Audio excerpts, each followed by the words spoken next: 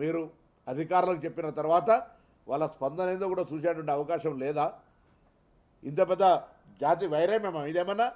ప్రభుత్వంతో కూర్చొని మాట్లాడాల్సిన కోసం అంశాలన్నింటినీ ఆ విధంగా కాకుండా నేరుగా ఇందులో కొంతమంది రిటైర్ అయినటువంటి ఉద్యమ నాయకులు నాయకత్వం వహిస్తున్నటువంటి వాళ్లకు డెఫినెట్లీ ఈరోజు నేను కాంగ్రెస్ పార్టీ నాయకుడు కాదు, ప్రభుత్వ పక్షాన్ని ఆరోపణ చేస్తున్నా.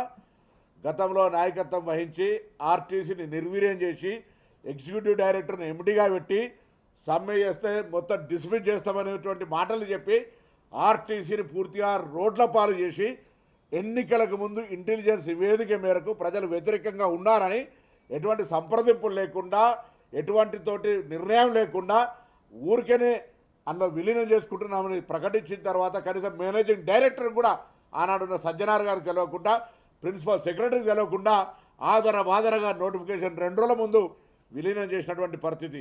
అవును, మేనిఫెస్టోలో పెట్టమన్నారు. ఇవాళ కూడా మేము పాజిటివ్గా ఉన్నాం, నెగటివ్ కాదు. ఇంపాక్ట్స్ చూస్తూ ఉన్నాం. బాల్ ఫైనాన్స్ మినిస్టర్ గారి దగ్గరికి వెళ్ళింది. ఒకవేళ మీరు నాతోటి మాట్లాడే ఇబ్బంది అయితే నేను ఇవాళ రమ్మంటా ఉన్నాను. అందరినీ ఫైనాన్స్ మినిస్టర్ దగ్గర కూర్చోబెట్టి మీ అంశాలన్నీ నివేదిక ఇప్పడానికి నేను సిద్ధం. పరస్పరమైనటువంటి స్పందన ఉండాలి. నేను రమ్మని ఇంత ఓపెన్గా ఇన్విటేషన్ చేస్తూ ఉన్నా. కూర్చొని ఆర్థిక శాఖ మంత్రి దగ్గర కూర్చోండి. ప్రజలు కూడా అర్థం చేసుకోండి. ఏంది ఇలా మహిళలు ఉచితంగా ప్రయాణం చేస్తుంటే ఆ పార్టీకి నచ్చనంత మాత్రాన హరీష్ రావు గారు దానికి సంబంధించిన చంద్రశేఖరరావు గారి మాటలు ప్రత్యక్షంగా మీరు అంతా చూసినారు. ఈ వ్యవస్థని అన్యాయమైనట్టుగా మాట్లాడే పరిస్థితి జరుగుతూ ఉంది. ఆర్టీసీ మీద కుట్ర జరుపుతూ ఉన్నారు. ప్రతి జాగాలో కూడా మీరు చూస్తూ ఉన్నారు. ఆర్టీసీ ఒకటే ప్రజలకు సంబంధించిన స్కీమ్ మీద చాలా బాగా కాంగ్రెస్ పార్టీకి పేరు వస్తుందని దీన్ని కూడా ఒక రాజకీయ వ్యూహంగా దీన్ని దెబ్బకొట్టే ప్రయత్నం చేస్తారు. ఇది ప్రజలు అర్థం చేసుకోవాలి, కార్మిక సంఘాలకు సంబంధించిన వాళ్ళు అర్థం చేసుకోవాలి.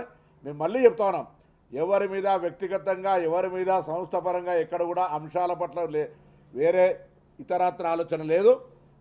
పేద ప్రజల ప్రయాణానికి సంబంధించిన అంశం కాబట్టి తప్పకుండా మరి సంఘాలకు నాయకత్వం వహిస్తున్న వాళ్ళను దృష్టిలో పెట్టుకొని సంస్థ పరిరక్షణ దృష్టిలో పెట్టుకొని ప్రభుత్వం మీకు సానుకూలంగా ఉంది అనేటువంటి అంశాన్ని మనసులో ఉంచుకొని సమస్య పరిష్కారానికి చొరవ తీసుకొని ముందుకు రావాలని కోరుతా ఉన్నాను. అధికారులే ముందెళ్ళిపోయారు, మేము కాదు, మాకు తప్పనిసరి పరిస్థితుల్లోనే సమ్మెకి వెళ్ళాల్సి వచ్చింది. నేను అధికారులతో ఎప్పటికప్పుడు ఇంటరాక్ట్ అయితేనే ఉన్నాను. అసలు అధికారులు ఊహించలే వీళ్ళు సమ్మెకు పోతారని. బయటికి వెళ్ళి ఫోన్లు మాట్లాడుకున్న తర్వాత సమ్మెకు వేరు, మీరు కాదంటే ఆ అధికారుల బృందం నలుగురితో మీరు అడగచ్చు.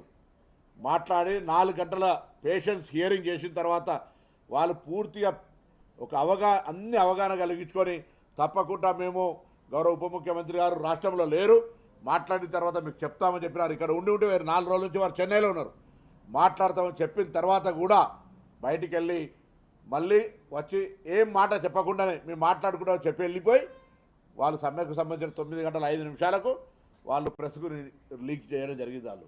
కాబట్టి నేనేమంటా ఉన్నా, వాళ్ళకు సంబంధించి గుర్తింపు సంఘాలకు సంబంధించో లేదా కార్మిక సంఘాల మధ్యలో ఇంటర్నల్ ఆతృత ఉండొచ్చు. మేము మా సంఘానికి సంబంధించిన పేరు రావాలనే పేరు మీద ఆర్టీసీ సమ్మె ప్రయోగం పేరు మీద జరగవద్దు దయచేసి కోరుతా ఉన్నా. మరొక్కసారి ఏదైతే పనిభారం అంటా ఉన్నారో, ఏదైతే ఆర్టీసీ కార్మికులకు సంబంధించినటువంటి కొంత వేధింపు కింద అధికార యంత్రాంగం ద్వారా జరుగుతుందంటా ఉన్నారో అటువంటి అన్నిటినీ అవసరమైతే డిపో వారీగా సమీక్ష చేసి అక్కడ స్థానిక శాసనసభ్యుడిని జిల్లా కలెక్టర్ను ఎస్పీని కూర్చోబెట్టి అటువంటి పని ఒత్తిడి ఉంటే దాన్ని పరిష్కారం చేయడానికి మేము సిద్ధము. మళ్ళీ చెప్తా ఉన్నాము, ఉద్యోగులను ఏదో వేధించాలనే ఆలోచన మాకు లేనే లేదు. వాళ్ళ సంక్షేమం కొరకు ముందు నుంచి కూడా నేను మంత్రి అయినప్పుడు చెప్తా ఉన్నా, మేము కూడా కింది స్థాయి నుంచి వచ్చినాం. కార్మికులకు సంబంధించిన ఆర్టీసీ సంస్థ యొక్క పని విధానాలు, అందులో పనిచేసేటువంటి కుటుంబాలు అనేకమైనటువంటివి నాకు సన్నిహితంగా ఉన్నటువంటి నా నియోజకవర్గం కావచ్చు, రాష్ట్రం కావచ్చు, 20-30 సంవత్సరాల ప్రజా జీవితం లోపల వాళ్ళతో అనేక సందర్భాలు ఇంటరాక్ట్ అయినాం. కాబట్టి ఎటువంటి 1% కూడా కక్ష సాధింపు కానీ వేధింపు ఆలోచన లేనటువంటి ప్రభుత్వంగా నేను తప్పకుండా ఈ ప్రభుత్వాన్ని అప్రిషియేట్ చేస్తా. నా ముఖ్యమంత్రి గారు కానీ ఉప ముఖ్యమంత్రి గారు కానీ లేదు. ఇందులో స్పష్టంగా మాకు కనిపించేది ఒకటే, మొన్న జగిత్యాల్లో గౌరవ మాజీ ముఖ్యమంత్రి గారు మాట్లాడినటువంటి ఆలోచన మేరకు ఆ పార్టీ నాయకత్వం హరీష్ రావు గారు మాజీ అధ్యక్షుడిగా ఇటువంటి ఒక వ్యవహారాన్ని కుట్ర ద్వారా ఆర్టీసీ వైఫల్యాన్ని చేపట్టే ప్రయత్నం జరుగుతుంది అనేటువంటి మాట ఇలా వాళ్ళ నాయకత్వానికి అనుబంధంగా ఉన్న వ్యక్తుల మాట ఒకటే కనిపిస్తుంది. ఇది దురదృష్టకరం. నేను మరొక్కసారి కార్మికులందరికీ.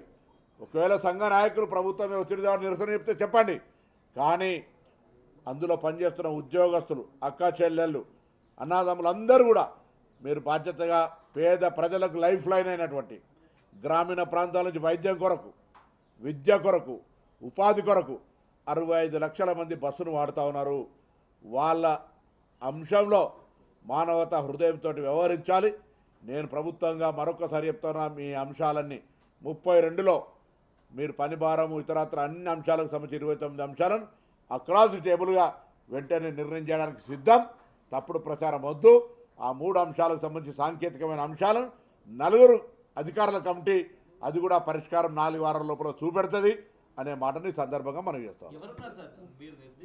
చెప్తున్నా కదా, నేను స్వయంగా చెప్తూనే ఉన్నా కదా. ఇంకేది చంద్రశేఖరరావు గారు మాట్లాడినారు, హరీష్ రావు గారు దీని వెనుక ప్రాబల్యము టీఆర్ఎస్ పార్టీ వ్యవహారం చేస్తుంది. లేకపోతే ఇలా ఎందుకు జరుగుతోంది కార్యక్రమం? ఆర్టీసీ పరంగా మేము ఏం బెనిఫిట్స్ ఇవ్వలే. మీకు లిస్ట్ ఇస్తాను. ఇలా 2000 సంబంధించిన 13 పెండింగ్ బాండ్స్ ఇచ్చినాము. 2017 మేము వచ్చిన తర్వాత 2017లో పెండింగ్ ఉన్నటువంటి పిఆర్సీ క్లియర్ చేసినాము. 2025 పిఆర్సీ ఇవ్వాలి, 21 పిఆర్సీ ఇవ్వాలి. దానికి సంబంధించి కూడా ఆర్థికపరమైన భారం పడుతుంది. ఇప్పుడిప్పుడే కోలుకొని మూలిగే నక్క మీద తాడిపండు పడద్దనేటువంటి ఆలోచనతో జరుగుతాను. ఎక్కడా పోదు ఒక్క రూపాయి కూడా వాళ్ళకి అందరికి లాభం జరుగుతుంది. మరి దాని తర్వాత ఈ పిఎఫ్ సిసిఎస్కు రోజు నెలకు 10 కోట్ల రూపాయల పెండింగ్ అన్ని పేమెంట్ చేస్తా ఉన్నాం. ఇన్ని కార్యక్రమాలు జరగంగా కూడా వాళ్ళు అట్లా మాట్లాడితే ఇది దురదృష్టకరం. దీని వెనుక తప్పకుండా రాజకీయ కుట్ర ఉంది. ఆర్థిక పరంగా ఉన్నాయి కూడా 29 అంశాలను మేము ముందు ఇలా మళ్ళీ చెప్తా ఉన్నా. ఆర్థిక పరంగా ఉంటే కూడా ప్రభుత్వం ఆర్థిక పరంగా బరువు మోయడానికి సిద్ధంగా ఉంది. 29 అంశాలను పరిష్కారం చేస్తాము. పిఆర్సీ అనేటువంటిది దానికి సంబంధించి అది కూడా పరిష్కరించాల్సిందే. కమిటీలకు ఏదైతే ఎన్నికలకు సంబంధించో కూడా పరిష్కరించాల్సిందే. విలీనంకి సంబంధించి కూడా ప్రభుత్వం స్పష్టత ఇవ్వాల్సిందే. నేను వాటిని అవి కొంత జటిలము, కొంత దానికి సంబంధించిన చర్చలు, మంచి చెడు, గుడ్ బ్యాడ్ ఏ విధంగా అనేటువంటి అంశానికి సంబంధించి గత కమిటీ పనిచేయలే. గత కమిటీ పనిచేస్తుంది అనుకున్నాం. గత కమిటీ పనిచేయని సందర్భంలో మేముగా కొత్తగా 4 సంబంధం ఉన్నటువంటి అధికారుల ద్వారా మరి కమిటీ కార్యవర్గాన్ని వేసినాం.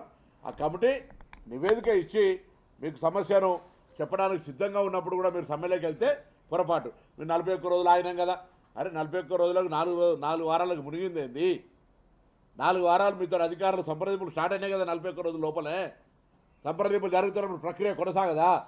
దానికి జవాబు చెప్పి వాళ్ళ ద్వారా ఒత్తిడి చేయడానికి ప్రభుత్వం మీదకు మీకు అవకాశం ఉంది కదా. 4 కూడా మంచి సానుకూల పాజిటివ్ ఆఫీసర్స్, వికాస్ రాజు గారు, దానకిషోర్ గారు, సందీప్ సుల్తానియా గారు, నాగిరెడ్డి గారు. ఒకవేళ ఆర్టీసీ ఎంపీగా వారి ఆలోచన వేరున్నా ఈ 3 అధికారులు కూడా వివిధ, ఒక ఆర్థిక మంత్రి, ఆర్థిక శాఖ అధికారి, ఒక కార్మిక శాఖ అధికారి, ఒక రవాణా శాఖ ఉన్నతాధికారి, 3 మీ సంక్షేమం గురించి ఆలోచించేటువంటి వాళ్ళే. మేము లేకపోతే సంబంధం లేని ఎవరినో నియంత్రణలాగా తీసుకొచ్చి పెట్టి మిమ్మల్ని అణచివేయాలని ఆలోచనతో లేమే. డీజీపీని పెట్టలేదు ఇలా మేము. లేదా ఇంకొక పెద్దలు మొన్నటికి మొన్న కూడా జగిత్యాల సభలో చంద్రశేఖరరావు గారు మహిళల ప్రయాణం ఉచిత పట్ల విమర్శ చేయడం కానీ, ఆటోలకు సంబంధించిన అంశం మాట్లాడడం కానీ, ఆనాటి సంఘ అధ్యక్షుడు హరీష్ రావు గారు ఈ యొక్క కొంత టీఆర్ఎస్ పార్టీకి సంబంధించినటువంటి నేరుగా సంబంధం ఉన్న కొంత కార్మిక సంఘ నాయకులు వాళ్ళ కనుసన్నల్లో తెలంగాణ గ్రామీణ ప్రాంత పేద ప్రజలందరికీ లైఫ్ లైన్ ఆర్టీసీ ద్వారా రోజు 65 లక్షల మంది ప్రయాణికులు, అందులో మహాలక్ష్మి ద్వారా 40 లక్షల మంది మహిళా సోదరిమణులు వాళ్ళ ఉపాధి, విద్య, వైద్య అనే అవసరాల కోసం వాడుకుంటున్నటువంటి సందర్భంలో సమ్మెకు సంబంధించి ఉద్యోగుల సమస్యలు ఉండొచ్చు, వాళ్ళ హక్కులు ఉండొచ్చు. ప్రభుత్వం అనేక సందర్భాల్లో సానుకూలంగా ఉందని చెప్తూ ఉన్నాం. వారు చెప్తున్న విధంగా 32 నోటీస్ సమ్మెలో 29 అంశాలను ప్రభుత్వం వెంటనే వాటికి సంబంధించినటువంటి పరిష్కార మార్గాలను అక్రాస్ ది టేబుల్ పరిష్కరించడానికి సిద్ధంగా ఉంది. 3 అంశాలకు సంబంధించినటువంటి అంశాలు కూడా